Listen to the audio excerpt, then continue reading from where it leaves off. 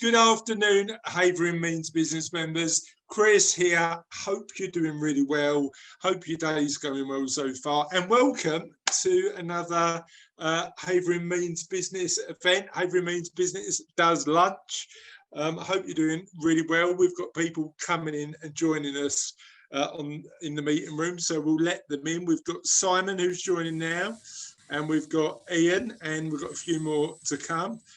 Carol's joining us as well, so let's just make sure that everybody's all right. Now, well, as we start this meeting, I want a bit of music talk today, because I've, for my podcast, just this morning interviewed a guy who runs an organisation called the Buzzketeers, and they do amazing work getting people together, particularly during lockdown, to sing songs. So I've been involved in a lot of music chat today, and apparently Russell loves Barry Manilow. That's right, Russell. Are you a big Barry Manilow fan?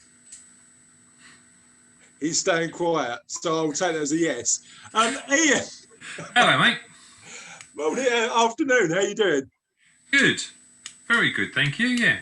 So my conversation with the guy who runs the choir this afternoon has got me back onto what I used to like when I was in my 20s. And I've been listening to the Spin Doctors album, which I forgot how good it was. What's your particular music of choice? I like a lot of the Latin sounding music. So, listen to Bio, Rihanna, those kind of things. They're the kind of things that help me to chill out, certainly. I mean, if you want to go that far back, it was the not Barry Manilow, but Barry White. Amazing. You got a lot of Barry. And again, I used to sing myself back in the day. Right. And I once did a production of, or was involved in a production of Joseph at St John's Church up on the Green in Havering Bower. Were you Joseph? Somewhere. No, I wasn't. I was Simeon. I don't know Joseph that well, so I wouldn't know who that was. But thank you. Are we having a songwriter from you then? Are we going to end this meeting or what? It is a Friday. No singing from me now. Those days are long gone. So we were talking on the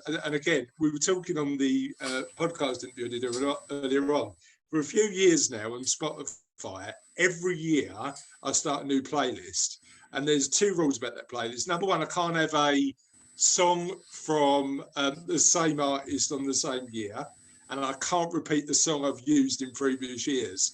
And literally it just goes across like from the 60s all the way up to now. And it's a really good thing to do to get you into it. But yeah, that's really good. Simon, how are you, mate? And what's your music of choice? I've got laryngitis, so I can't sing. Too much. Under laryngitis, mate. I'm only joking. I was going to say drum and bass, but you might all look surprised if I said that. I'm not. Frankly, I'm not. I knew you was a drum and bass man.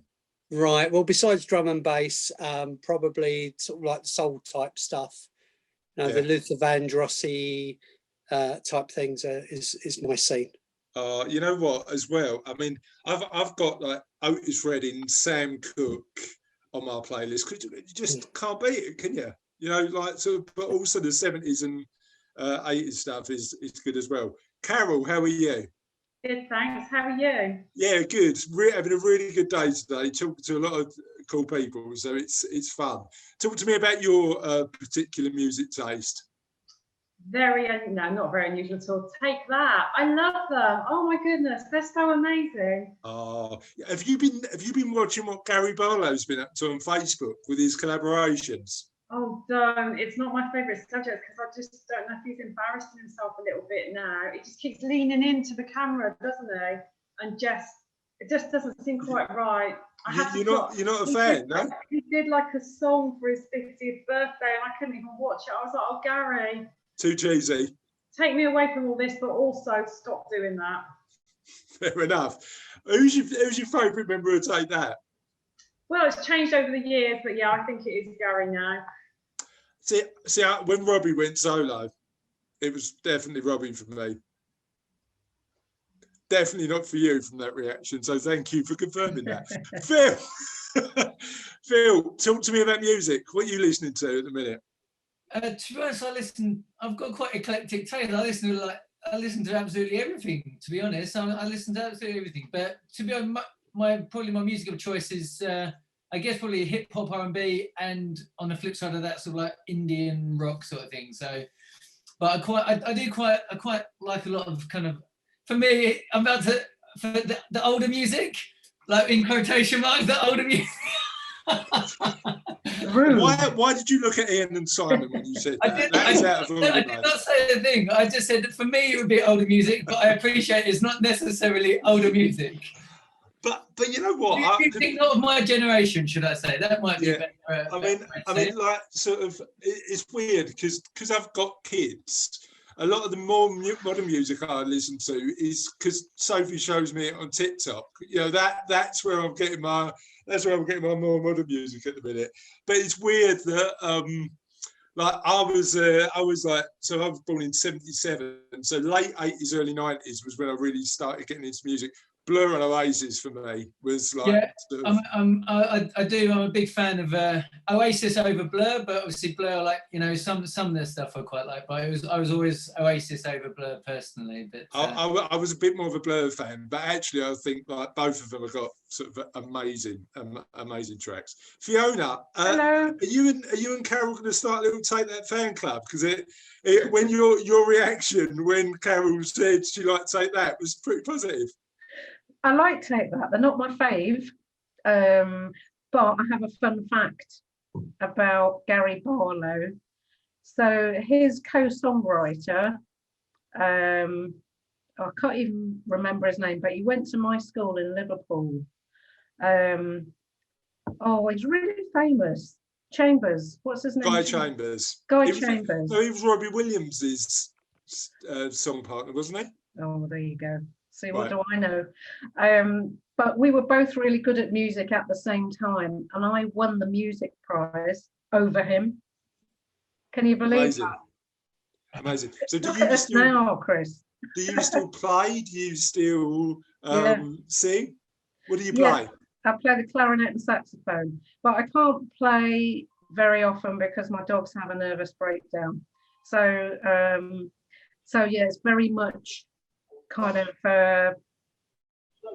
put to one side until they've gone out for a walk or something. Gotcha. Yeah, we've got a clarinet in our house. Sophie plays really? the clarinet. Yeah, she loves it. Absolutely. She's the musical one in the family, so she plays piano and clarinet. She's just got this knack of picking up music that nobody else in the family has. But she started learning, Fiona, during the first part of lockdown 1. Oh, amazing. And you know, when you practice any instrument at the start, the sounds that it makes aren't always that great. Yeah. Yeah, that was a really exciting lockdown. Sue, how are you? I'm very well, thank you. Talk to me about music. What do you like? Well, I was born in '56, so my sister was very much into Tamla Motown. Oh yeah. And therefore I only know how to do the male part of the man's jive, because she used to practice on me all the dances. So I had a lot of Tamla Motown, which I do like, Marvin Gaye, Let's Get It On, all that sort of stuff. See, Marvin Gaye, I like the older stuff. You know, when he got a bit revolutionary and started like sort of like what's going on and that sort of stuff. I like that.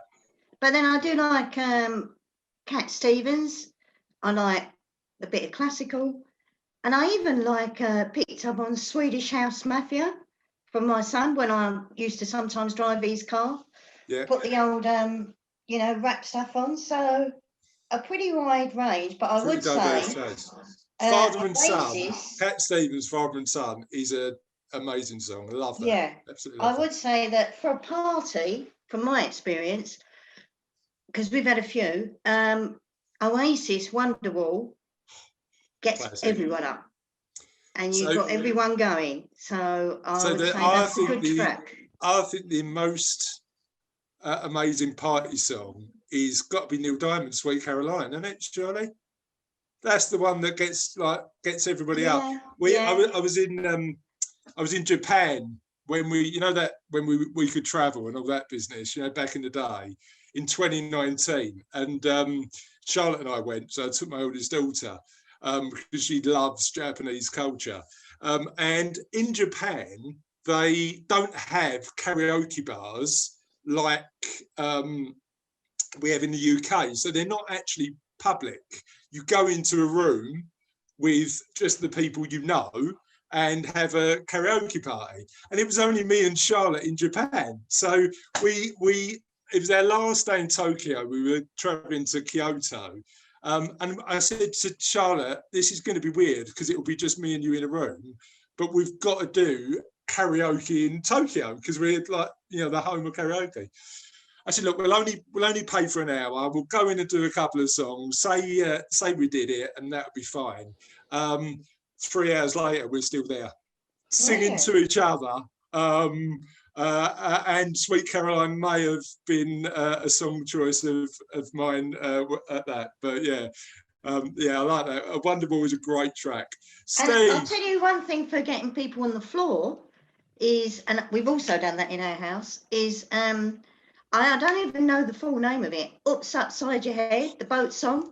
Party classic. I've had a few of those on the floor, so that's good. But tends to be later on in the evening. Yeah, start off slowly, build up. But that's the problem. Like, nobody cares about the music at the start. It's at the end when things get going and people have had a few beers is when it gets started. So all good. Steve, talk to me about music. What do you like, mate? Well, I'm quite keen to hear your rendition of Sweet Caroline, to be honest. I think everyone else is. Actually, there is a Facebook video somewhere that I might of me in Tokyo singing Sweet Caroline. So if you I think you need to unearth that, mate. We all need to see this.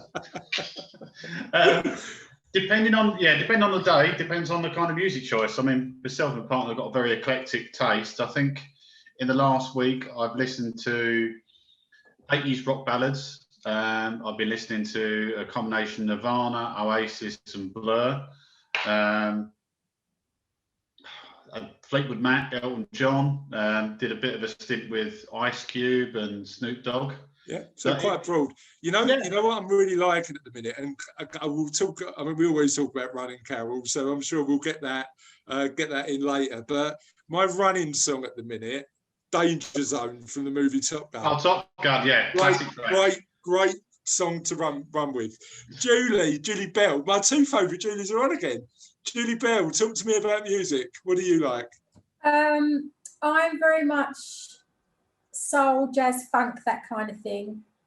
On my apps on my phone, I've got Street Sound, Zero Radio, My Soul, Solar. I love all that. What's your go-to song? What's the song where you go, you know what, that's gonna make me happy?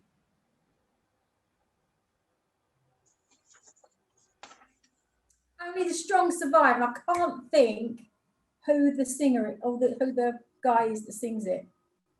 Strong Survivor. I'll have a look. Only the Strong Survive. It was on this morning, funnily enough, because before that, I was just about to get out of bed and that came on the radio and I thought, oh shit, I'm going to listen to this before I get out. But I have to admit, I'm a big Gary Barlow Take That fan. I'm not into Robbie. What do you think of it? Because I like the videos that he's been doing. What do you think of them? Have you seen them? I do watch them and they make me smile. Yeah. That's it. Yeah. And to me, that's the job done. Exactly. The music should make you happy, right? Exactly. That's what you do. I took my eldest daughter, who's like 38 now, to Take That concert when she was like really small. And I've since taken my granddaughter. Now, it's not necessarily their choice, but if I say to them, well, do you want to come? They go, oh, yeah, we'll come. Yeah. So it's what makes you happy and smile, isn't it, at the end of the day? Exactly. But I had to pick up on Fiona's saxophone. My husband's learning the saxophone. How's he getting on? Oh. When they say your ears bleed. Yeah. Well, the thing is, clarinet that Sophie's learning at the minute is an amazing, like it's got a really good sound when played well, but it gets a bit screechy when it goes too high. And yeah, she's good now, but lockdown one, when she was first learning, it was just, yeah, it was a bit painful in parts. I need to go to the shed. Julie, talk to me about what you love music wise. Me, I like a bit of rock. So, you know, like So Queen. who's your band of choice? I like Queen, but I like Metallica as well. So. See, you know what? So the guy who was running this choir who I had the interview with earlier on, I said, like, I'm the only sort of music I don't like is like really heavy rock. And he went, have you tried? Do you remember Extreme? Do you remember More Than Words? Do you remember that song? Apparently their stuff is really good. I haven't heard it for ages. Yeah. I like rock songs played by different instruments and different things. There's a song that means a lot to me, is Nothing Else Matters. And if you hear the Spanish version of it, it blows my brain. Yeah, I can have that really loud. Amazing. And what don't you like? What song what style do you think not my bag? Motown. Sorry, everyone. I'm not Motowny. My husband is. Right. Okay. Yeah. Interesting. And he's a big fan of Celine Dion as well. And no, not for me. Yeah, my heart won't go on. Yeah, no. And Steve's joined us as well, but I know he's working, so we'll say hello to Steve. Hi, Steve. How you doing, mate? Oh, you're on mute, mate.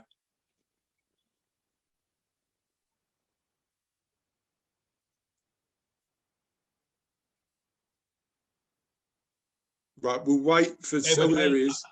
Mute. 1 second. Oh, you're off. How you doing? Am I back on? You're on. Yes. Oh, thank you. Hello. Good afternoon, everyone. Yeah. So, Steve, before we start talking business, let's have a chat about what music you like. Absolutely. I yesterday on the drive, I listened to the greatest hits of Bob Dylan and the Eagles. Good choices. On the road, and it's just pleasant to listen to. But, amazing. Cheers, Steve. Appreciate it. Earlier, Marvin Gaye and some of the soul was very good for me as well. Thank you. Amazing. And are you in the same boat as Julie? Like, is your wife got different tastes to you, or are you similar? No, we're actually in sync. Actually, we're very similar. Yeah. So music. Good stuff. And the 60s are coming back, quite popular in our house on some of the YouTube channels. Definitely. Cheers, Steve. Appreciate that, mate. Right, so let's talk a little bit about business. Ian, tell us a little bit about you, your business, and what's going on in your world at the moment. Okay, so for those that don't know me, I'm a business consultant and I specialise in change and compliance.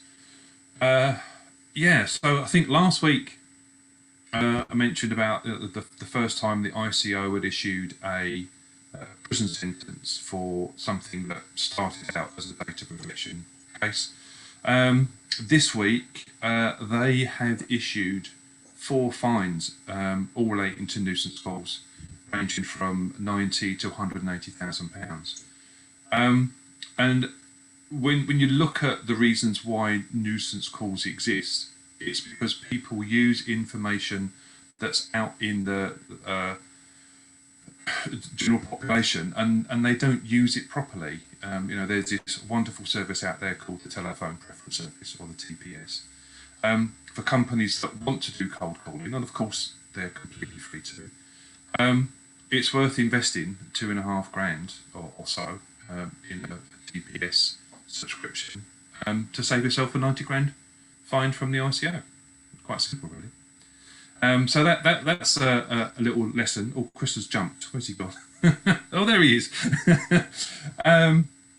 So that's an interesting one. Yeah, I mean, we've still got the new group in Chelmsford that's rolling along. Hopefully, we'll have some better news on that next week. Cool. Ian, just one thing. I mean, there was loads of talk a few years ago about GDPR and the fact that I was expecting it happened in the early days of when GDPR kicked in, a lot less marketing emails. But that seems to be like ignored now, because I just get people contacting me trying to sell me stuff out of the blue. What can you do if you're in a position where you know that somebody's breaking the sort of GDPR regulation? The first point of call is to contact the company and tell them, as far as I know, to stop. You're breaking. So you've got the unsubscribe first of all, and there is a little bit of a difference between business to business and business to personal, but still the same principle can be used. So if you've got a personal email address, right, I know second news about Debenhams this week, but let's use it, johnsmith@debenhams.com. If you keep on getting marketing emails to that and you never from the same company, you've never asked for them, you keep on trying to unsubscribe, you contact them, you complain, you get no response, you then go to the ICO with everything that you've done, and they'll take it up from there. Yeah, I mean, I want to sort of raise what to do with companies you're dissatisfied with later on in this email, because I'm going to share something that's happened to us in our business this week. But I think you make a really good point, Ian. Simon, talk to me about what's going on in your world. For those who don't know me, my name's Simon Lewin, as it says on the bottom of the screen. I have the pleasure of working with East London Business Place. So we provide free business support in different forms across London.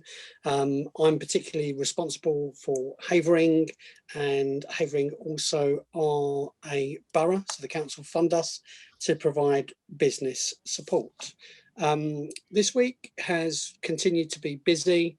There are new businesses that have formed in some way or other, but not done anything with the business, and people have now made a decision that they want to be more active in their business because they've got the time to do it.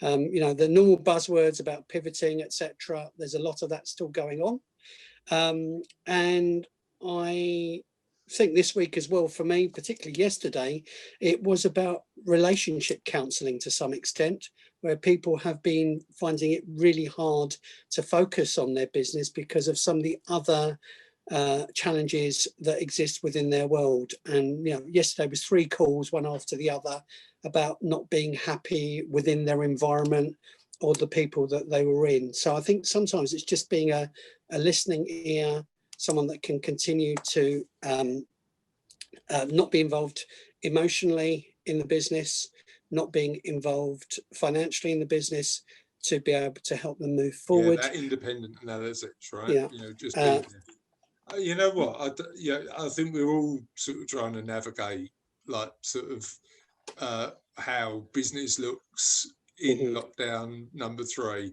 Now, weirdly, Cassie and I, like, sort of, and the fact that we were homeschooling and we'd closed the office and we'd brought everything home, there are sort of strains on any relationship when that sort of stuff happens, I think, and it's important. The good news is Julie Wedge gave me a pass because she sorted out some amazing flowers, so I'm all right for a year, wasn't it, Julie? I don't need to do it for another year. Is that no? Okay. Maybe a year in your world. Thanks, Simon. I really appreciate that. And again, don't share any specifics, but what challenges are people finding sort of in their businesses at the moment? I would say there is an element of sort of going back to basics in many respects, in terms of the marketing strategy, sort of like the web design, the social media elements of Facebook, Twitter, Instagram, and getting their head around using those effectively. Now, the spin-off of what we've done as a result of that, and that started really through a networking event that we ran at the end of 2020, was to get from our clients what they wanted moving forward, but also an element of looking at how we can meet that particular need. So yeah, we've got a number of events. I'll put it in the chat in terms of just looking on the Building Legacies website. It lists all the events that we've got up and running. Some of them might not be available to see at this moment in time, but we tend to roll them out a couple of weeks beforehand. But if you want to find out any more details about what we're doing, we've also have a Havering, what we call Meetup Now event, and we chew the fat, as it were, with some of the challenges that exist. And from the last meeting that we had in January, it was felt that it would be useful to have a spotlight session from someone who can help demystify, dealing with the mental health aspects of things. So we've got someone lined up for the 16th of February to attend that particular session. And with our meetup as well, we've decided this time round to also open it up to other boroughs for this particular session. So there's an element of interacting not only with your local community, but with other people in neighbouring boroughs. Yeah, great stuff. And just so everybody's aware, if you are a premium member, as of next week, we've got guest speakers who are not only premium members, but individuals who I think are going to benefit the businesses in the room. So I'm doing some work at the minute, reaching out to my network, seeing who's going to be really useful to come along and share information about marketing or presentations or whatever it may be, so that we support. But if you are a premium member and Russ hasn't been in touch for you to come and talk to us about your business, make sure you give him a little, like he needs the work, make sure you give him a little nudge to just confirm. Carol, what's going on in your world? Yeah, all good again this week. I think I know most of you, but hello, Sue. I'm Carol from Door to Door. We're a... I've met you, Carol, at Havering Council. Thank you. Sorry? I thought you said Steve. I've met you. Oh, yes. Yeah, I bet you. Yeah, I said Susan because I haven't seen her before. Oh, no, that's okay. Yeah, but we've, after forecasting, predicting quite a busy January, the last couple of weeks have been really busy. So I thought I'd just give you some examples of the people that have signed up in the last couple of weeks. Got a window cleaner. We've got 3 of those property investment companies where they say, do you know a house that's empty or derelict? We want to buy it, and they give cash rewards for those things. We've got a local burger delivery company, a builder and a roofer. As ever, we've got our estate agents, a bagel shop in Gants Hill, and Burno Italian in Romford. I don't know if anyone knows that one, on South Street. That's a bit of a cheat because they've been doing their menus with us for a while, but I did want to mention them because they're just so fab. Okay, cool. So, property investment companies is an interesting one because I might have a lead for you. So talk to me about that independently. Thanks, Carol. I really appreciate that. And when does all that work start? Has that started now? Is it sort of starting in Feb? How long is the run through? How long does it take to get the work done? We can usually start as quickly as companies want. Quite often people, I guess with everything, leave it till the last minute. We'll get a call on a Friday asking if we can start on Monday. We'll get people that speak to us on a Wednesday and want to know why the leaflets haven't started on the Thursday. So, but having said that, we can move really quickly. We do pick up leaflets free of charge if people have already got their leaflets. So, because I guess, we're on a scale still that we can move quickly with most things. And it depends where people want. We had a roofer that dropped off to us last Friday. We got them all out within the same week because he wanted a few different areas. So he got 6,000 something out in this week that's happening at the moment. And he's already called to say he's had some calls and he'll be bringing more leaflets. So yeah, that's one of our plus points, I guess, that we can move pretty quickly, unlike Royal Mail. Tell me a little bit about numbers. So how, if somebody wanted to do a campaign and they said, right, okay, I want to target this, where does it start? Does it start with a sort of area that they want to target, or how's the conversation start with you? Yeah, that's one of the first things we find out is what sort of areas they're looking at, because it's huge. Obviously, it's massive. It's tens of thousands of houses in each area to choose from. So we'll tend to give people the information, and then they can decide from their budget or how much they're imagining they're spending, what they want to cover. But because we do cover so much, we can say, well, you know, you do what you want to put, you know, what you want to invest at the moment, do that many, and we can put some out in each area for you. But we tend to also suggest targeting a certain area. You know, if you get a takeaway that says, I want some out here, here, here, here, then we say, yeah. you don't, because you've then got to get takeaways to all those areas. So without tactics and stuff. Carol, I'm losing you a tiny bit, but thank you for that. Really appreciate that. Phil, how are we doing, mate? How's your week been? Sorry, am I back? Yeah, I'm good, thank you, mate. So I wasn't sure if I was in the middle of the conversation. Yeah, so I'm really well, thank you.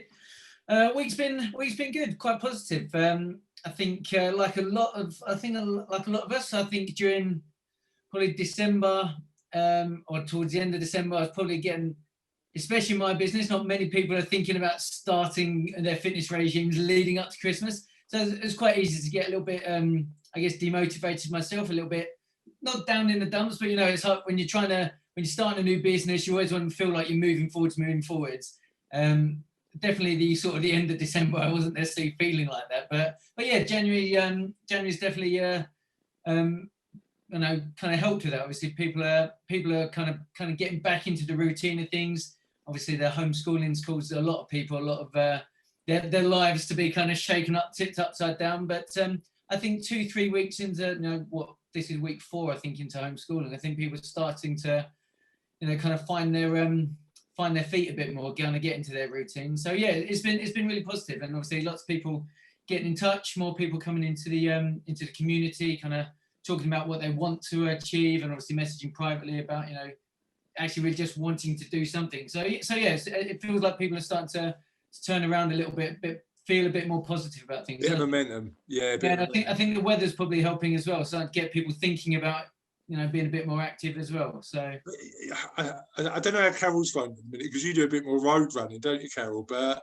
I do it over the county, but it's still really muddy over there. And where I go on Ingerbourne and run towards Hackton Lane, that's still flooded. I can't get my normal route. It's it's still a bit sort of weird out there. Talk to me a bit about the group then. How's that going? Has that grown? And it looks like there's a lot more conversations happening in it. Yeah, it's really good, because initially when I first, I think it's kind of a realization I've had as well, because when I first started setting up the business and I set up the group kind of almost in tandem to support people that would come to the boot camps and doing PT sessions and things, I kind of set the group up in my mind to be just for people that had been either actively in the boot camps or either present or past members, or people actively doing PT sessions, because I thought that was going to be the better way to go, because I've got this real, I didn't want to feel like I was always outwardly, you know, I know it's networking and obviously marketing, I didn't always feel like I was constantly like shoving products down people's necks, like down their throats really. But then I actually realized, especially kind of when we went into lockdown, I was kind of like, you know what, there's a way, as long as you're doing it right, you can have a conversation, you can put people information out there, and whether people, it's up, and then people have the choice whether they want to get involved with it. And as long as it's in a private group, you're not, you know, jamming things that people don't want to listen to. I just thought, actually, you know what, it'd probably be quite beneficial to a lot of people, more just to hear a bit more of a, you know, a positive message, rather than constantly seeing bad news, bad news, bad news. This is difficult. This is difficult. This is difficult. 100%. I think, you know, trying to put something out there is a bit more positive to people, actually really benefit people, even if at that moment in time they're not really thinking about getting involved in, you know, my services.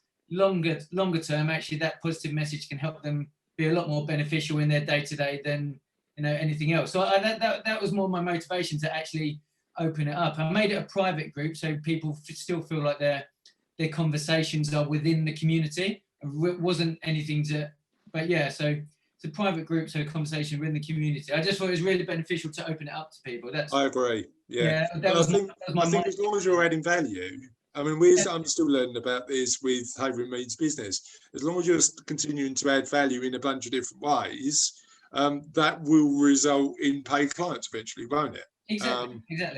And, Can I ask a question, Phil? Yeah, sure. Yeah. So these sessions, do you do them around Upminster? And can people just, rather than do the regular group, can they just flick in and out or not?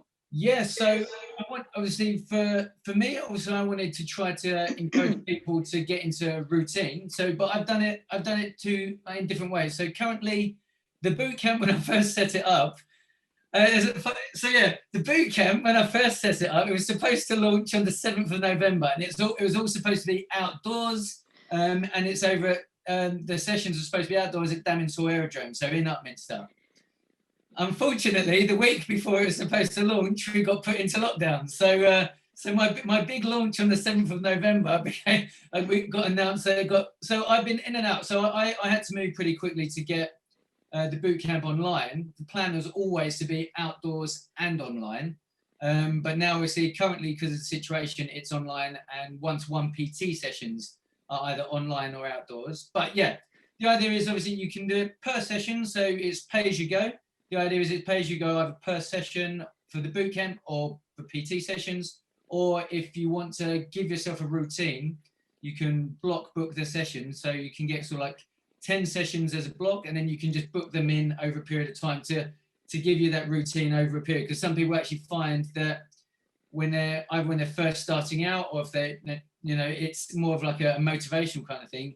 If they book these things in as an appointment in advance, it stops them, saying, it stops them being at the mercy of their motivation on any given day. Having something in the diary kind of really actually helps a lot of people to, yes, I'm going to be active today. I've got my class and I've got it sorted. So yeah, it's all over. And I know the other thing worth mentioning, Phil, is like those block gifts you do, because Cassie got me I will be using them once we open up again. But block sort of like you buy 5 or 10 BT sessions or boot camp sessions, can't you?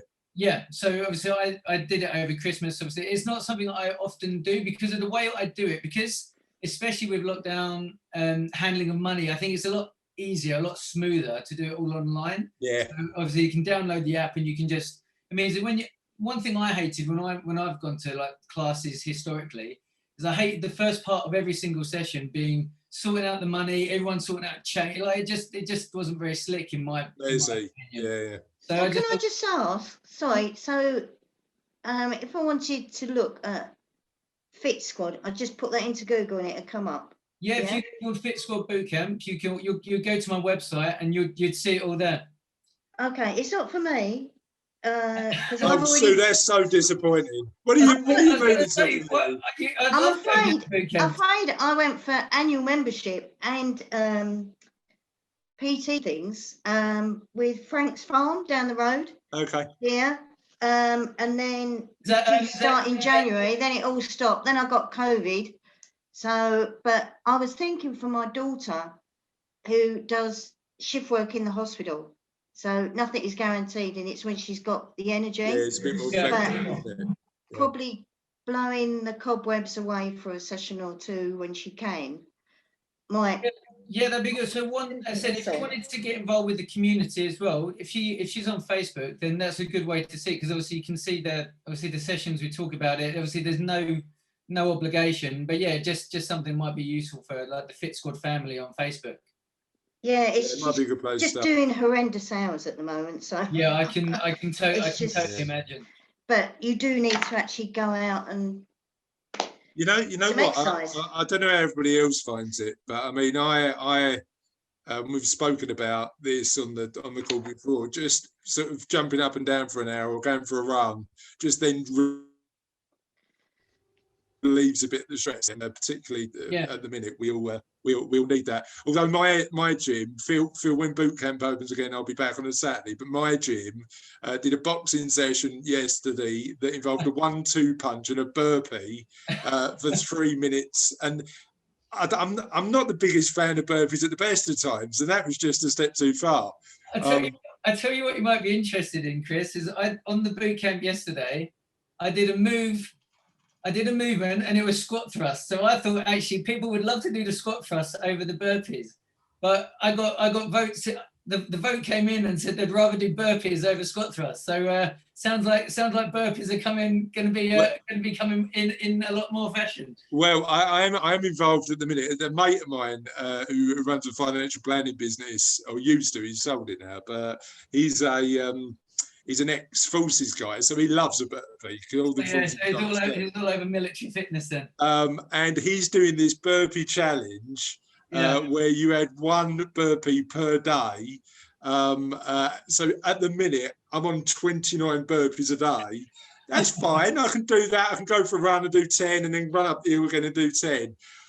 December's going to be a bit more difficult. Yeah, I was going to say, when you start getting to sort of the end of 2-3 months, it's it starts becoming quite difficult.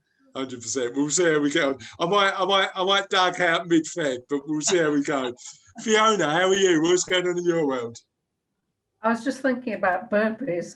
I mean, burpees in my life is something we do after a curry. You know what? Weirdly, I don't like burpees, but they are a really good exercise, Phil, right? Like full body and, work. Yeah, I don't like them. Whatever. What's going on in your world, Fiona? Well, it's been pretty busy. I have to say, this week's been 5 new client contacts and a few referrals. I've had Frances has started on my social media content, which has just been brilliant. I mean, she's literally dragged me into the 21st century. It's looking really good as well. Yeah, I really like it. I mean, obviously I wrote the content and I had to get it all compliance checked. But, the way she's kind of formulated it and timed it, I think she does a brilliant job. Really, really good. And she's kind of got my personality as well. But that's the thing, isn't it? It's getting your voice. Yeah. Like, it's not I think with all of this stuff, it's making sure that people get a bit about you to see whether they want to buy into you as a potential financial planner or not. Yeah, exactly. And I think it's probably clear from the social media posts, I'm not kind of very corporate. I'm not suited and booted. I wouldn't say normal, because that's not what I would attribute to me. But, I'm just kind of everyday, and I think that's appealing to some people, not appealing to others. So, it's been a really, really busy week. More to add? Not really. Just a bit of networking. That's it. Yeah, and it is busy out there. It is busy, yeah. I mean, we're sort of just crazy at the minute. I think people who, and this is one of the things that Fiona and I have spoken about before. I'm very much my sort of approach to everything is, how do you work together? And there will be some clients, Fiona, who find me fantastically annoying. Probably most. I can't believe that, Chris. So like, there will be ways, and Fiona and I have done a bit of piece of sort of work together before, where we can collaborate. I think that taking that approach over and above competition is always the way to go for me. So thanks, Fiona, appreciate that. So, how are you, first of all? Are you sort of feeling a bit better? And I am. My first day out after COVID, I went down to Elm Park and bought myself a push bike. On that shop on the corner? Yeah, they were really good. Was they? Right, okay. Yeah, I think they've been going for years, but one of the old-fashioned sit up and beg, like Dutch style bikes. Does it, right? There's only one better for my back. Has it got a basket?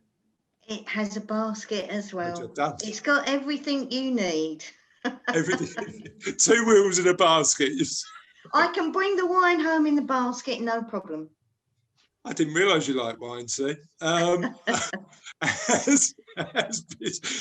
still remember that wine tasting at F Barnes. There was an interesting night, wasn't it? I don't think we're meant to taste wine that way. No.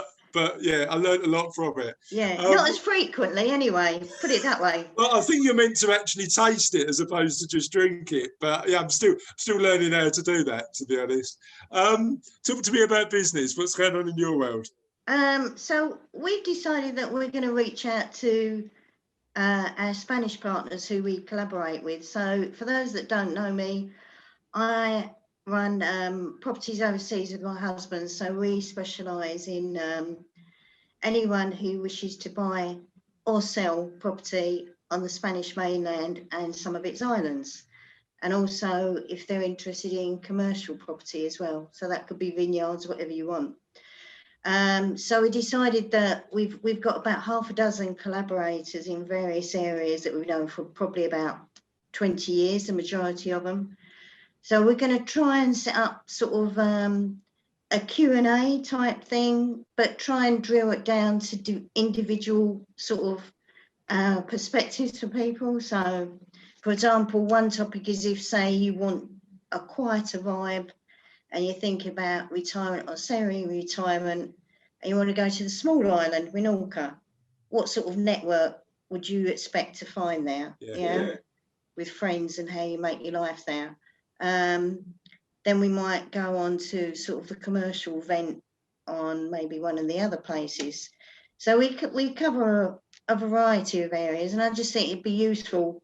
I think there will be some pent up demand, and so it'd be useful to sort of get it that so people can ask the questions and drill down and be quite individual, because we're offer one-to-ones after. But there's a lot of questions out there for people when you're doing this sort of thing, so it's useful to have a broad spectrum. We'll probably do a series. I went to one yesterday and that was more on the legal aspects, so we've got solicitors we can tap into. So hopefully that will get some sort of traction with people. And that's going to be webinar style online, is it? Yeah, I don't think I can. I still can't get to my house in Spain yet, so I think it will have to be, yeah. But I mean, you know, vaccinations and things, we're hopeful come sort of May, June time, things might be a little bit easier for all of us. I think the interesting thing is that, Sue, as you know, we are at Savello, we're running a webinar a month with different potential partners over the next, well, we ran one in Jan, we've got a HR one coming up in Feb, and we're doing a webinar each month, and we're getting a good response from it so far. So certainly that, you know, it goes back to what Phil said, that like educational content delivered just to be helpful then starts that sort of process of engaging clients, doesn't it, and building that relationship. Yeah. Also, something we have spoken about with St. Francis Hospice was that at various times people decide to sell their property. Yeah, whether it's they bought it years ago and it suited them then and it doesn't now, or sometimes it could be that health issues mean that it's not really for them to travel all the time now. Yeah. So if we get anything from St. Francis Hospice where people need that assistance, or maybe even sadly inherited a property, we've got a couple of people, Barnes, for example, they're international notaries, so they can handle the legal side, and we would do the sale remotely, which we've done for people, and then give something back to St. Francis Hospice. Yeah, love that. And do the whole thing, because if you're in that situation where you've either inherited something and it's split between 6 people and you're not going to share it, or for whatever reason it doesn't suit you anymore, unless you're able to go over to Spain, sometimes that can be, what do I do now? Yeah, so that's the type of service we're trying to put in. Cool. And I mean, Earth Barnes do it probably really well in Havering. Just that collaboration with charity partners to support them as well makes perfect sense to me. I think it's good for the businesses to try and find a little sort of angle or vehicle that they can do to help maybe one aspect of the charity, and then bring it with some money back. It's interesting. I don't know if anybody attended. I think Steve was there. I think Steve Chilton might have been there, but I don't know. But we, when we could do this sort of thing, we had an event at our offices called Savannah Loves Havering. Stephen James turned up because he had an amazing profile photo done, didn't you, Steve? Very handsome. Very nice photos. Yeah. So what we did is we did it. We put on all the sort of food and wine and stuff like that. So I'm surprised we weren't there. There was a lot of wine about. I was in sunny Spain then because I you were. otherwise. You were, yeah. But what we did is we engaged a photographer who volunteered his time to do profile pictures. I think it was £10 each or whatever it may be, with all the money going to charity. So there's loads you can do to mix business and doing good, and yeah, certainly we'll carry on doing that. Thanks, Sue, really appreciate that. Daughter all right as well? Is it busy out there? Yeah, she's pretty tired, but yeah, she's okay. Good, pleased to hear it. Steve Chilton, how you doing, mate? Talk to us about what's going on in your world. Well, hi there, guys. Firstly, apologies. I seem to have opted to take we've converted our conservatory into an office, but the blinds haven't turned up yet. So when they say the sun shines on the righteous, they really do mean it. Yeah, you're pretty well illuminated at the minute, mate. I think I can't move now because I've said I'll take the office for me Zoom meeting, so I can't move anywhere else. Yeah, where's Sam? Is she in the house then? Yeah, she's up at the dining table doing her calls at the moment, so I can't wander around, unfortunately. But a bit blind. It's the first time I've seen my son for a week, and it happens like literally. Well, you're on the way to get a January tan, which is deeply impressed. Yeah, as a week for us, in case people don't know, I'm Steve at ERB Commercial Risk. We are a specialist commercial insurance broker, and we do any and all types of commercial insurance, from property, motor, liability, professional indemnity, cyber liability, pretty much any type of policy you can name. It's been good. It's been a very busy week, which is kind of married up how it's been for the last year, really, to be honest with you. Lots and lots of calls with clients and insurers, and the market is quite tough at the moment.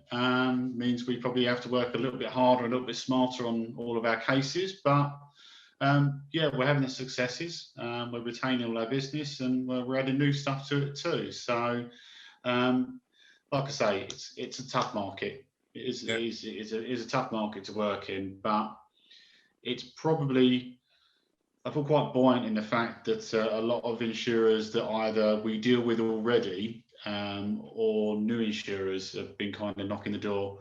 And in fact, obviously, we've seen a lot of growth over the years. So there's lots of people that either want to do more business with us already than we do already, or asking whether we consider opening up new facilities. But it's a good position to be in, because it reflects obviously what we're doing is we're doing it the right way, which is the main thing. And that deepening, certainly in our professional services space, the deepening of a relationship is really important, isn't it? You know, how much can you help somebody, and if you can broaden that, that's always useful.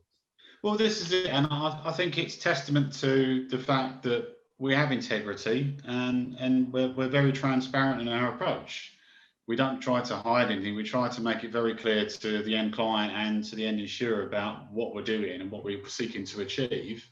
And I think, to be honest with you, I think some people are a little bit guarded sometimes. And I think, to be honest with you, if you're being sort of transparent and upfront and honest, it makes conversations so much easier when we're having conversations with end markets and end clients about achieving what you want to achieve out of it. So, but yeah, you're right. That disclosure is fundamental, isn't it? You know, then you know where you stand. You can, if there is a challenge, you can deal with it. But well, this is it. I mean, yeah, because there might be some inquiries that if the client's not being direct and straight with us, it might take up an enormous amount of time by reviewing it, but you need to be a little bit transparent, a bit honest and upfront about what you're seeking to achieve, because before you spend time working on it, and it needs to be determined whether we can actually provide what's needed. So yeah, spot on.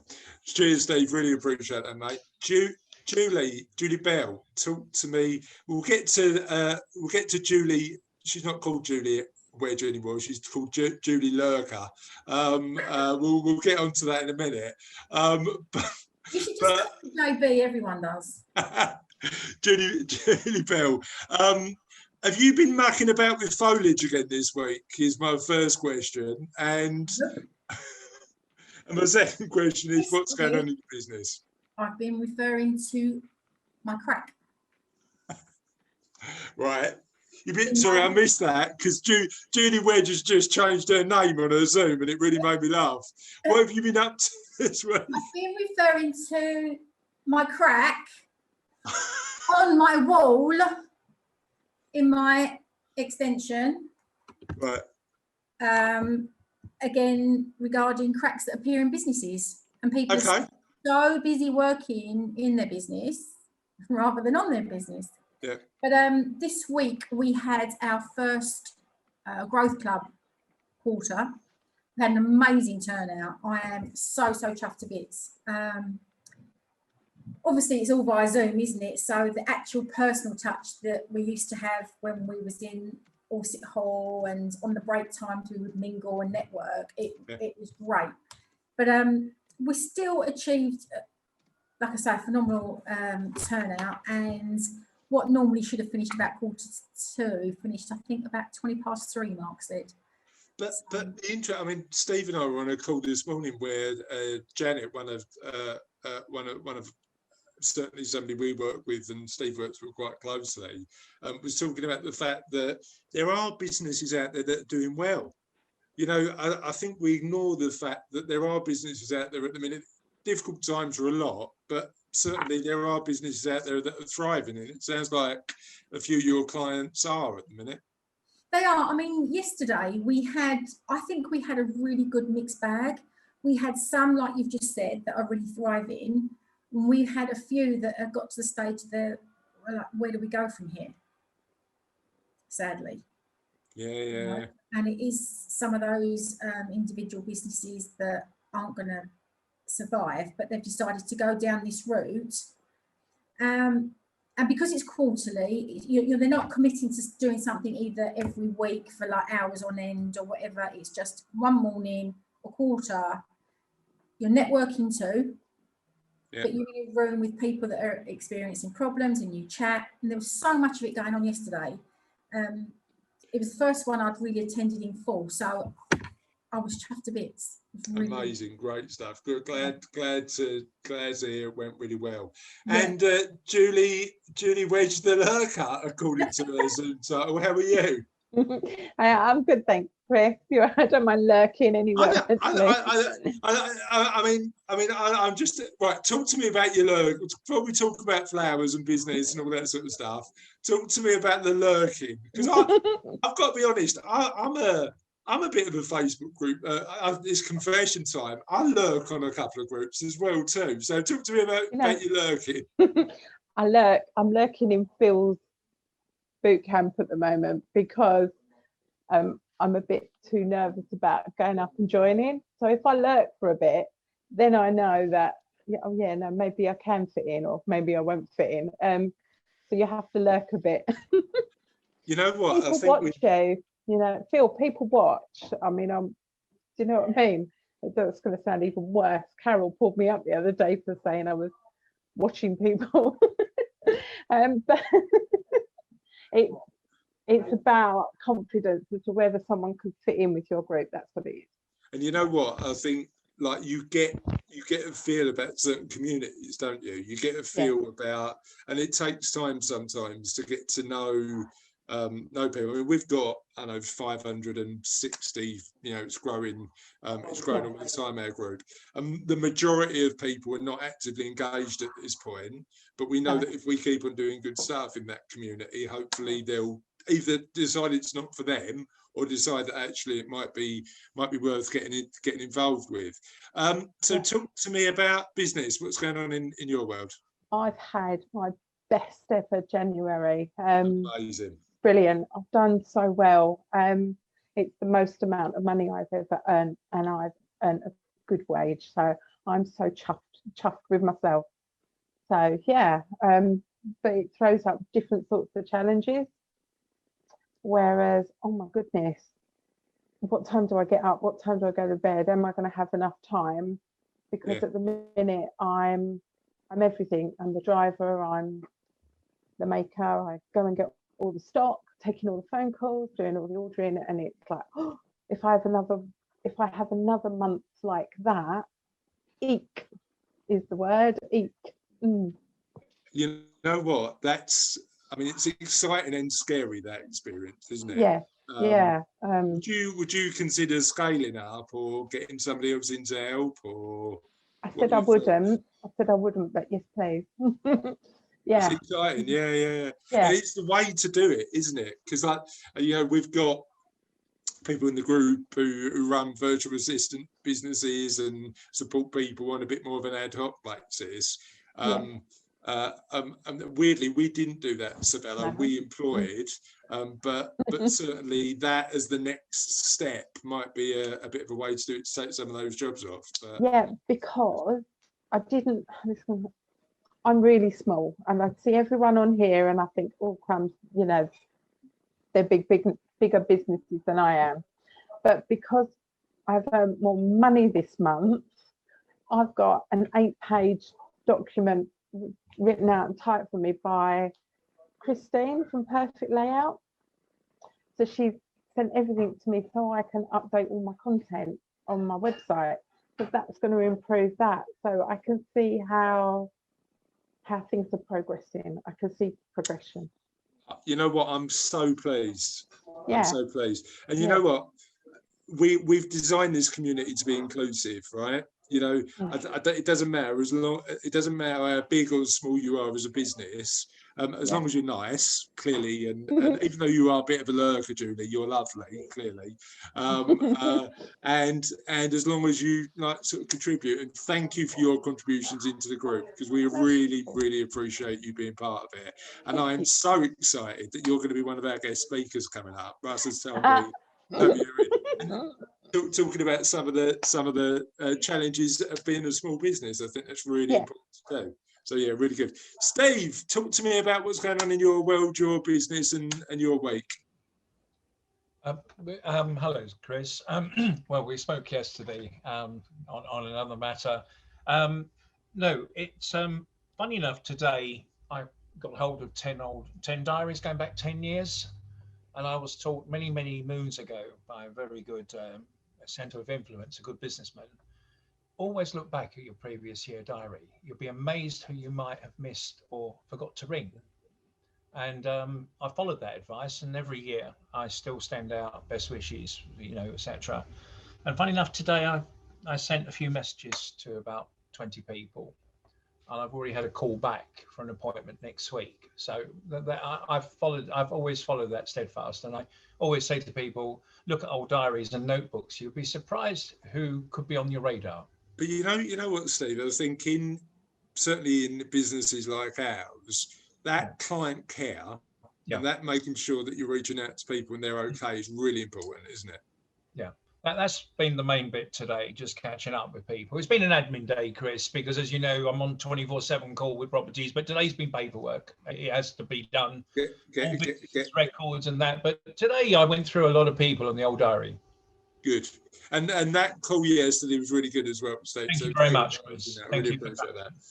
So there's two things that I want to talk about today. So my week's been really good. But I have had some challenges this week, and that challenge involved, and I'll call them by name, a little company called Aviva, who's really let down one of my clients, and we are really and not dealing with the complaint particularly well. So here's what I did, right? And it'd be interesting to talk about how we'll talk about wins of the week, but also how we deal with suppliers to our business who let us down. Okay, what I want to talk about is this, right? So Cassie's made 2 complaints. I've made a written complaint over a 3-month period that's just completely been ignored, and I didn't know where to go. So I did 2 things. I jumped on with a journalist that I know from our financial press and talked to them about it, and I jumped on Twitter, and as soon as I mentioned Aviva, their head of savings and investments came back to me straight away and said, I'm on it. send me the details, I'll deal with it. So here, it frustrates me a bit, to be honest, because why should I be jumping on Twitter when I've sent like verbal and written responses to a complaint when all I'm trying to do is the right thing for our client? Really frustrated and annoying me.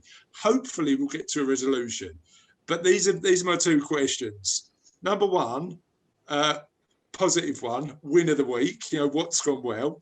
But also number two, how do you deal with suppliers to your business who let you down?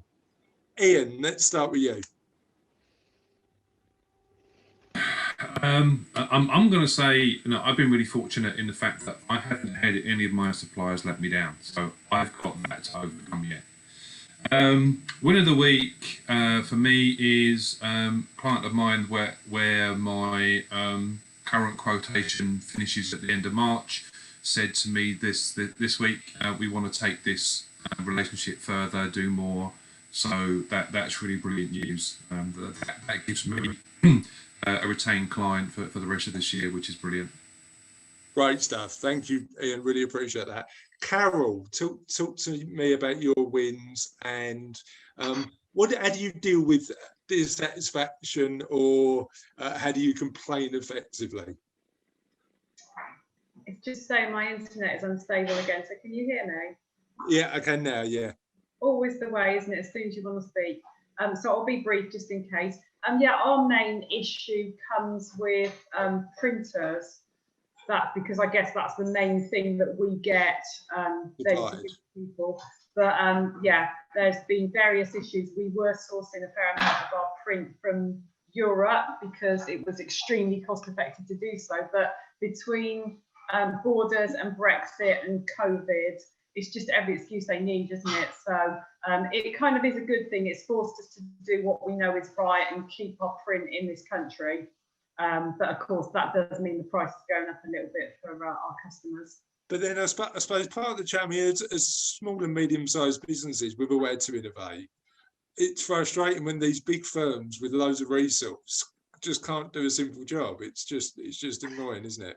Yeah. So yeah, you get the same answer every time. No, we've done our bit, so we can't refund you anything. And then we've had a couple of instances now where we've had to reorder from a company that is going to deliver, and then it's all gone absolutely fine because we all know on this call we can't let our customers down. So for a lot of the businesses on this call and in the community, it's personal. Do you know what I mean? It's like sort of my personal reputation is based on what I deliver. You know, if you work for Aviva and you're a guy in an office or a girl in an office, I'm not convinced you've got the same relationship, but it's interesting. Other insurers are available, and Aviva aren't the worst. The worst. They're just the worst this week. But yeah, all good. Phil, talk to me about wins and suppliers and how you deal with a complaint potentially. So, fortunately, at the moment, I'm in. And I guess in my world, I don't have to deal too much with suppliers. I am the supplier. Obviously I'm a service provider. So the only thing is, I guess it's the business side of me, of my business. That would be any kind of dealings with suppliers, things like that. So obviously, it shouldn't ever really impact my my customer base in that respect. I'd say the other thing I found useful, and this might relate to you, there's a bunch of communities, I don't know if Fiona's a part of these, but they're certainly worth doing, on Facebook, funny enough, where if you've got an issue, you can go in and ask for other people's help. And that seems to have worked really well. I mean, I guess that's the thing, again, like the power of community. In terms of reaching out and how to deal with this situation. Yeah, as I said, like power community, isn't it? Obviously, yeah. People, especially within your community, like relatively local, or they've got special expertise or experience. And again, it's something that's just a nudge in the right direction, isn't it? So, talk to me about wins. What's your big win?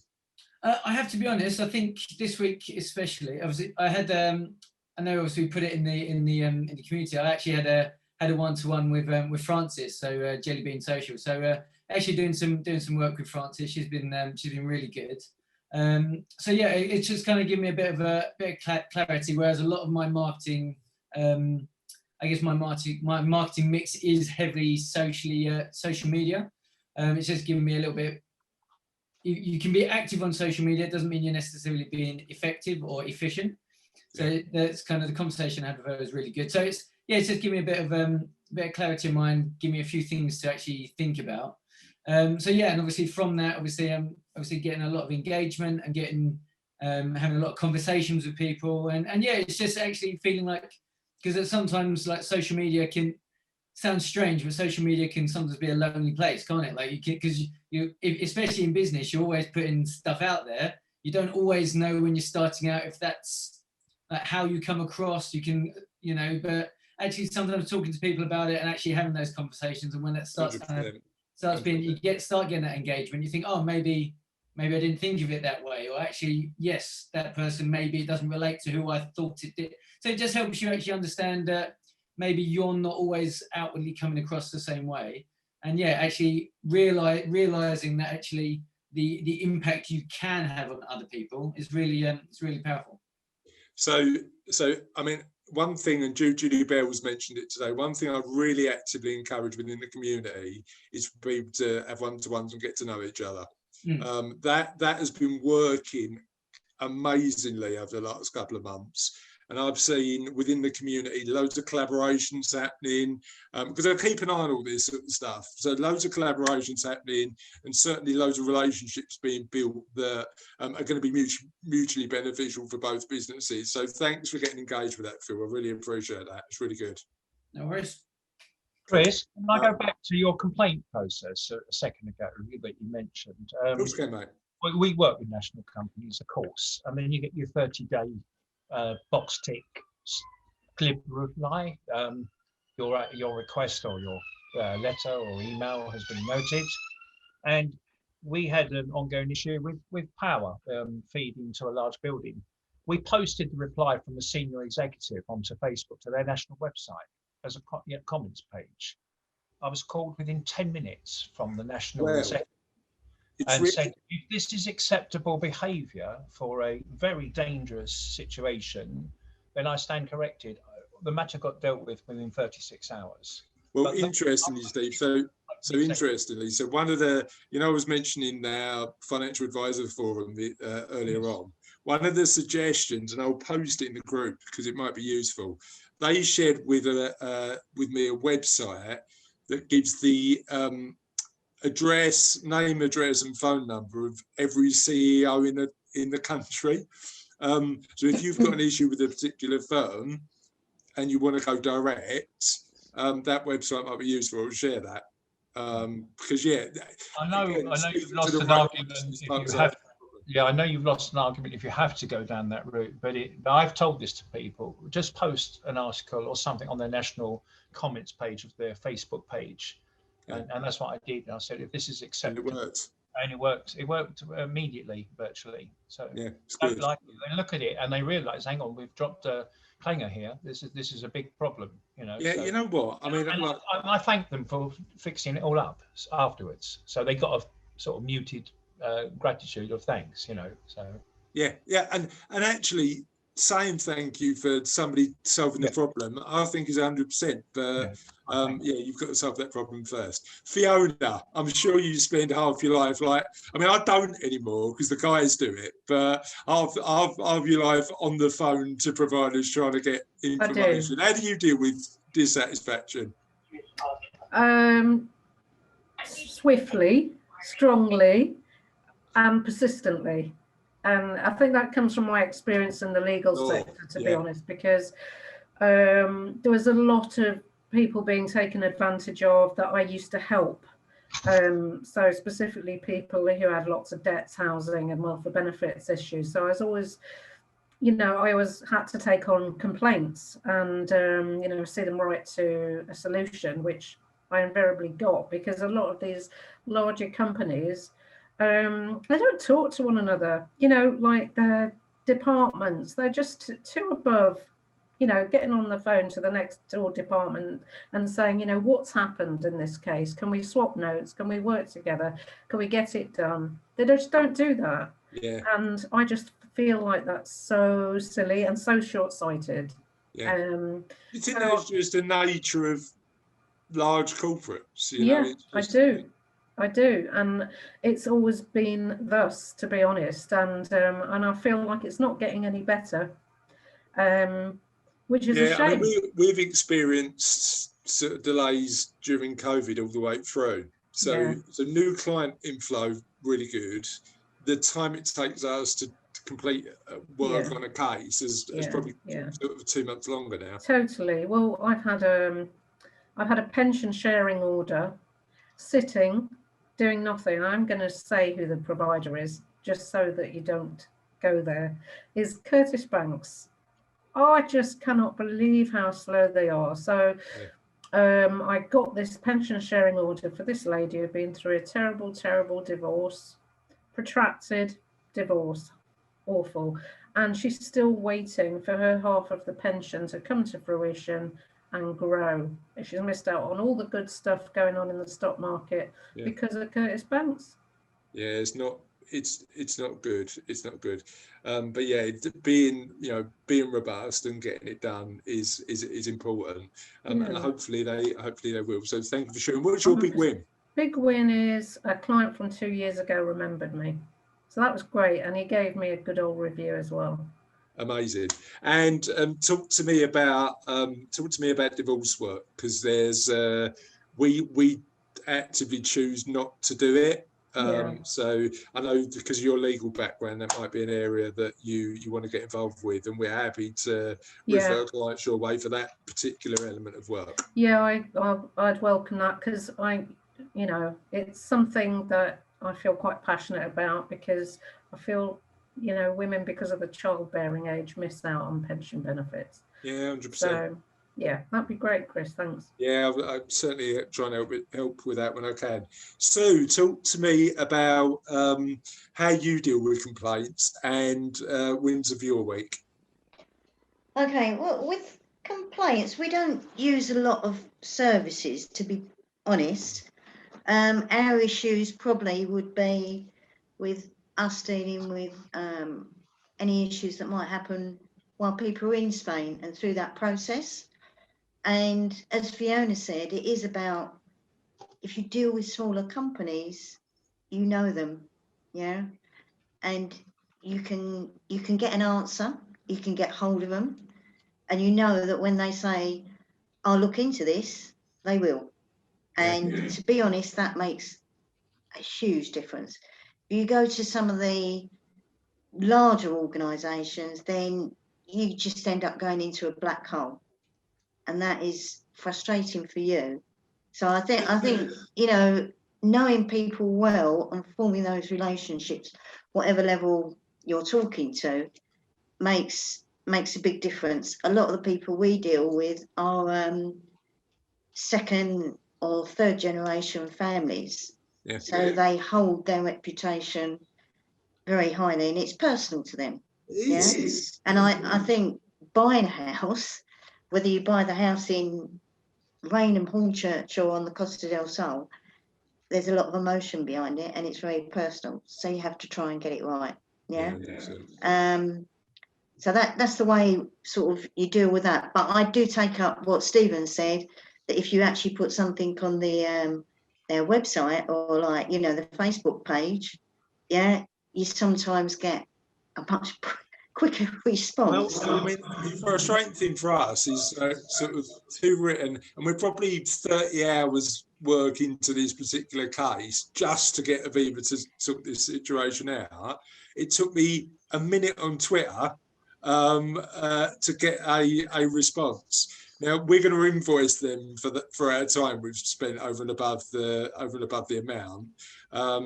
And we'll see how we get on with that. But certainly, fingers crossed. Now Alistair's on it. But I think part of it is just getting somebody. When you work with small businesses, the business owner is typically the one that's accountable. With larger organisations, you just need somebody to take responsibility for it, don't you? That's the thing. And that's which often is pass the buck. I haven't had the best experience with HSBC for a trust account that for my late brother-in-law. That has been a nightmare, because of safeguarding issues. Even though we've had the account open 8 years, they have now asked for a mountain of extra information all about the trust. I've had to write to the solicitor. They've had to go into the archives. I had to get it all back. I sent it all. And then I said, I want to know, you know, is this sufficient? Is it now closed? 3 weeks later, no answer. Contacted them. Oh, yeah, it's still being checked. So, you know, it didn't take me 3 weeks to find all the information and retrieve it from a local solicitor and get it to them. But it looks like it's going to take weeks and weeks for them to say, yes, all what you've asked for, I've got. But anyway. We'll get there, so we'll get there. And the wins I think would be the engagement we've had on our website. And unfortunately, probably supply chain would be the planes. We can't get over there at the moment. So when the planes start taking off, we'll be there, because it's 27 degrees at the moment, which I would really like to sample. That sounds amazing. You know what? I spoke to my dad on Wednesday, and we spent about 10 minutes just working out where we're going to go for our first post-lockdown pint. So I'm having a lot of conversations like that at the minute. And Cassie and I were talking last night, funny enough, Sue, about where's our first flight going to be to. So I'll have to wait and see. Steve. I'm still waiting to try and get to Australia to see my friend. And we were supposed to go the year before, but then she was ill, so we had to. So they said it's going to take a good 6 months for her to recover. Yeah. So we said, okay, we'll go at the end of 2019, but that didn't work. And now Australia are not looking to open their doors this year either, are they?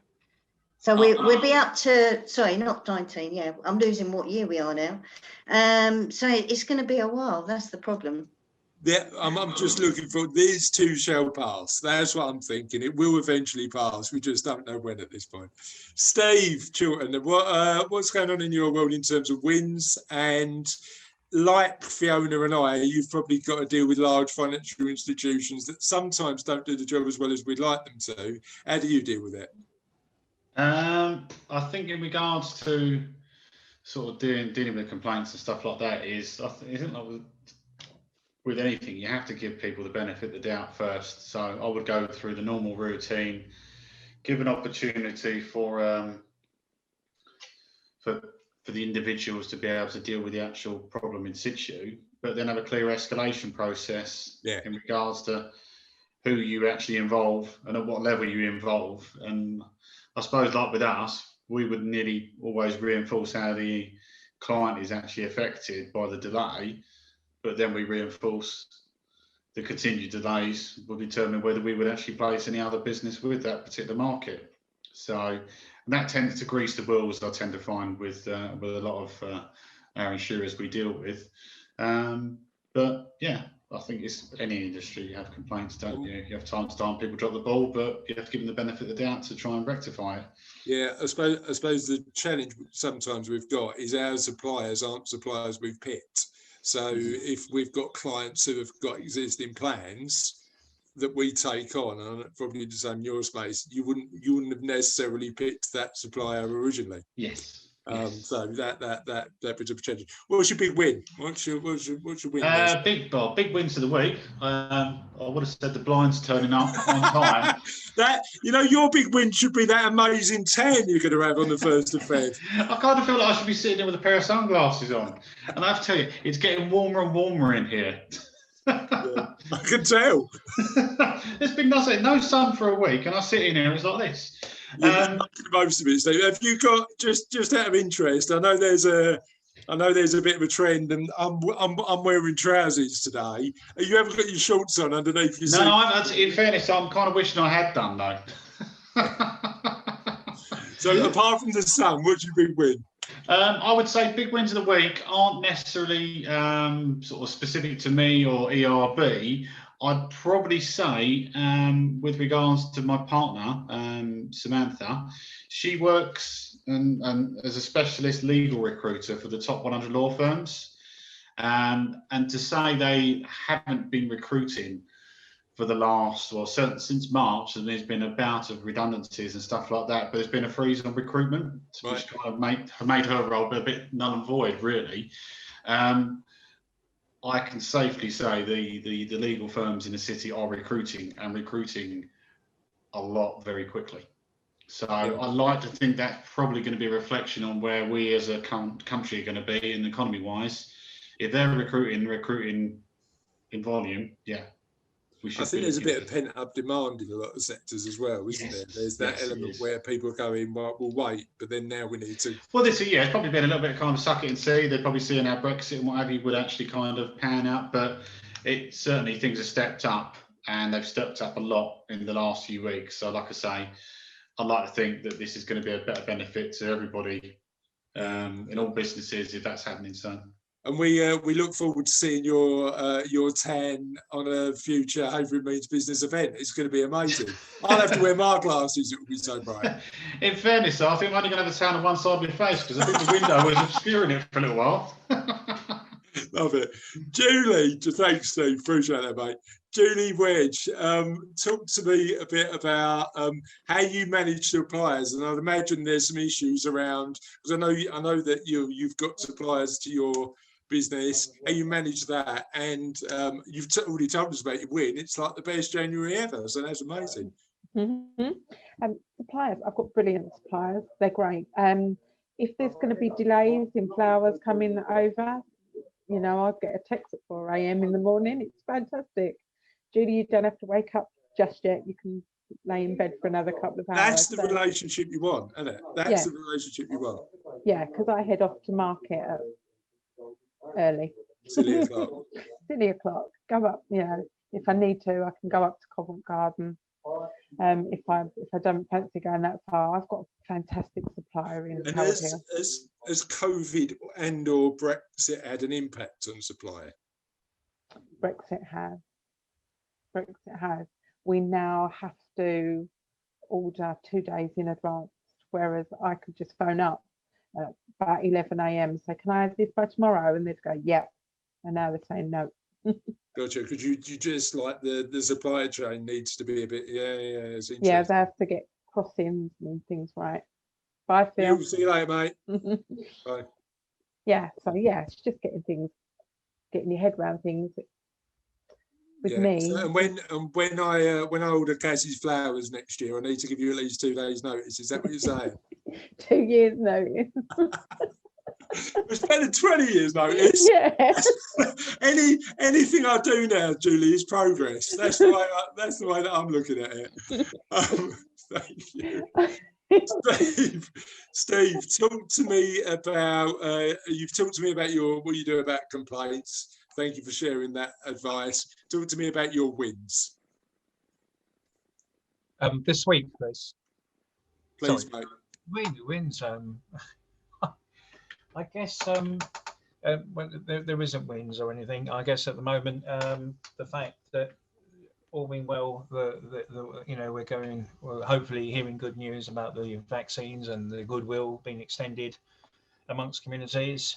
You know, it's not about wins. My business, unfortunately, in an hour from now, I could be hearing from Romford Fire Brigade that there's a flood or an issue somewhere in a building. But it's not. It's just, I guess, wins that hopefully we're all getting focused and positive. I think it's good that we're all in touch. I think the community at large, if we all keep pulling together, sharing services, sharing ideas, and sharing thoughts, you know, it's the best and power for everyone. Yeah, just to carry on supporting each other as a community, I think. Keeping up the good work. Thank you, mate. Just thank you. I know I was out and about with you at Christmas time, helping out on the sleigh for a couple of days. We raised a decent chunk of money, didn't we? And we managed. Yes, and perhaps later this year I'll come back to some of the supporters in this group. Hornchurch Round Table has been local in Havering for coming up since 1950, so that's 70-year-old group.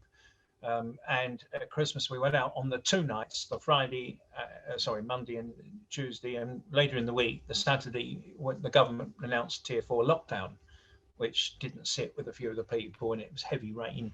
But we went out on a couple of nights with Chris, his daughter, and many other helpers around the streets. We did a big Facebook appeal, and it was also on Glimpse, which meant the children could see the Santa sleigh going around the streets of Havering. And with the food and groceries, we probably took just over £1,000. But with the balance of our savings, we handed over £1,500 this week. That's a very good thought, actually, Chris. £1,500 went to Romford Food Bank this week to help the local community, and they will discharge it to the local people. And plus the tons of groceries, Chris, that we pick up en route. Steve, it was amazing. The community was great. If you want to clarify that. Yeah, I mean, people. I mean, I only go because I get to wear a high vis, and I don't normally get to wear a high vis jacket. It gives me a certain element of power for some weird reason. But what I love to see was the amount of people who were just bags of shopping and putting it at the back of the sleigh. Yeah, so I think certainly during lockdown we need to focus on what's good in the world, and that was a real sort of sign that people generally on the whole are pretty good. It was amazing. So thanks for the work you do there, Steve. No, thank you for everyone, and your support, Chris, and we'll push it along the Facebook community group throughout the year. It's excellent. Thank you again. Good stuff. Can anybody join that group, or is that like yeah, Hornchurch Round Table is a male group.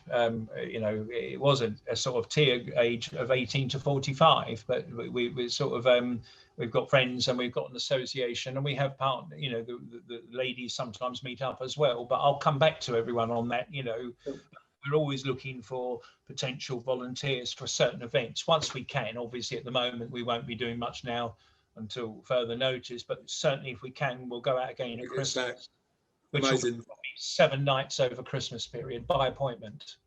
Thank you, mate. Appreciate that. Simon, last but definitely not least. Now, I'm sure your win of the week is East London Business Place becoming a premium member of the community. So thank you for committing to that. We appreciate your support. But apart from that, how do you deal with suppliers? And how do you recommend your clients deal with suppliers who are letting them down, and what are your wins? I think supply-wise, from a personal perspective, I've had an issue with internet for the last couple of weeks. And yeah, I think what was mentioned about using platforms like Facebook do have an impact. Unfortunately, I think what it also has is given me a very clear understanding that I've had already that it's all about good customer service. So unfortunately, there are a lot of people that do their jobs but don't really care. So taking that in a positive way to clients, it's making sure, sorry, excuse me, that they're getting the best out of their suppliers and managing their suppliers properly, but also making sure that their suppliers don't become complacent and that are giving you the best price, the best product, the best service. And how loyal do you have to be to those particular providers if they're not doing the right job, as was mentioned by I think Steve about trying to give them a chance, but also as well as a provider, if you're in a supply chain situation, is being honest and upfront. If there is a problem, try and cut it off the pass by not getting the client to ring you and say there's a problem.